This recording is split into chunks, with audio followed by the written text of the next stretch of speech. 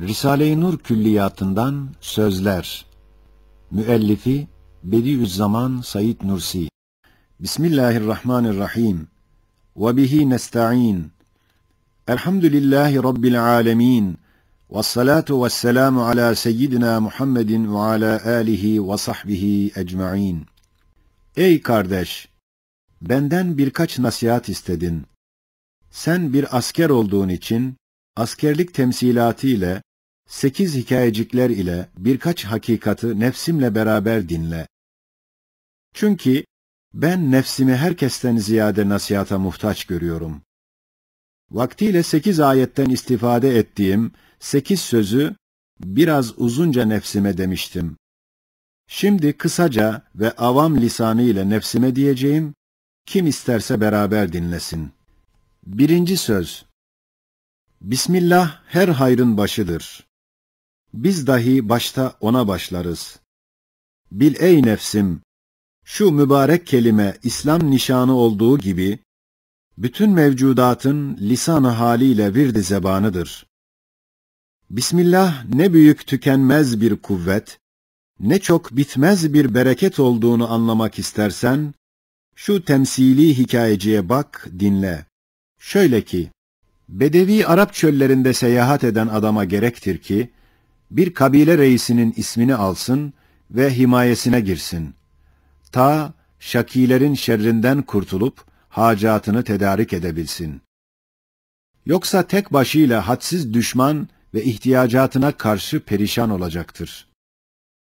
İşte böyle bir seyahat için 2 adam sahraya çıkıp gidiyorlar. Onlardan birisi mütevazi idi, diğeri mağrur. Mütevazi bir reisin ismini aldı, mağrur almadı. Alanı her yerde selametle gezdi. Bir kâtı-u tarike rast gelse der, ben filan reisin ismiyle gezerim. Şaki defolur, ilişemez.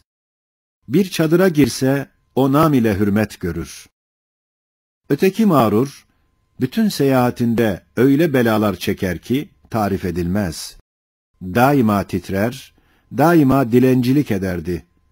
Hem zelil hem rezil oldu. İşte ey mağrur nefsim, sen o seyyahsın. Şu dünya ise bir çöldür. Aczin ve fakrın hadsizdir. Düşmanın, hacatın nihayetsizdir. Madem öyledir, şu sahranın maliki ebedisi ve hakimi ezelisinin ismini al, ta bütün kainatın dilenciliğinden ve her hadisatın karşısında titremeden kurtulasın. Evet, bu kelime öyle mübarek bir definedir ki, senin nihayetsiz aczin ve fakrın, seni nihayetsiz kudrete, rahmete rapt edip, Kadir-i Rahim'in dergahında, aczi, fakrı en makbul bir şefaatçi yapar. Evet, bu kelimeyle hareket eden o adama benzer ki, askere kaydolur, devlet namına hareket eder. Hiçbir kimseden pervası kalmaz. Kanun namına, devlet namına der, her işi yapar, her şeye karşı dayanır. Başta demiştik, bütün mevcudat lisan-ı hal ile Bismillah der, öyle mi? Evet, nasıl ki görsen, bir tek adam geldi, bütün şehir ahalisini cebren bir yere sevk etti ve cebren işlerde çalıştırdı. Yakinen bilirsin, o adam kendi namıyla, kendi kuvvetiyle hareket etmiyor. Belki o bir askerdir, devlet namına hareket eder, bir padişah kuvvetine istinat eder. Öyle de her şey Cenab-ı Hakk'ın namına hareket eder ki, zerrecikler gibi tohumlar, çekirdekler, başlarında koca ağaçları taşıyor, dağ gibi yükleri kaldırıyorlar. Demek her bir ağaç Bismillah der.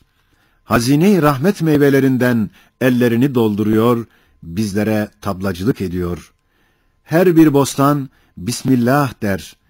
Matbaha-i kudretten bir kazan olur ki, çeşit çeşit pek çok muhtelif leziz taamlar içinde beraber pişiriliyor. Her bir inek, deve, koyun, keçi gibi mübarek hayvanlar Bismillah der. rahmet feyzinden bir süt çeşmesi olur. Bizlere Rezzak namına en latif, en nazif, ab-ı hayat gibi bir gıdayı takdim ediyorlar. Her bir nebat ve ağaç ve otların ipek gibi yumuşak kök ve damarları Bismillah der. Sert olan taş ve toprağı deler geçer. Allah namına, Rahman namına der, her şey ona musahhar olur. Evet, havada dalların intişarı ve meyve vermesi gibi, o sert taş ve topraktaki köklerin kemali suhuletle intişar etmesi ve yer altında yemiş vermesi, hem şiddeti hararete karşı aylarca nazik yeşil yaprakların yaş kalması, tabiiyyunun ağzına şiddetle tokat vuruyor. Kör olası gözüne parmağını sokuyor ve diyor ki, en güvendiğin salabet ve hararet dahi emir tahtında hareket ediyorlar ki, o ipek gibi yumuşak damarlar birer asay-ı Musa aleyhisselam gibi fekul nadrib bi'asakel hacer emrine imtisal ederek taşları şak eder. Ve o sigara kağıdı gibi ince nazenin yapraklar birer azay-ı İbrahim aleyhisselam gibi ateş saçan hararete karşı ya naru kûni berden ve selama ayetini okuyorlar. Madem her şey manen Bismillah der, Allah namına Allah'ın nimetlerini getirip bizlere veriyorlar.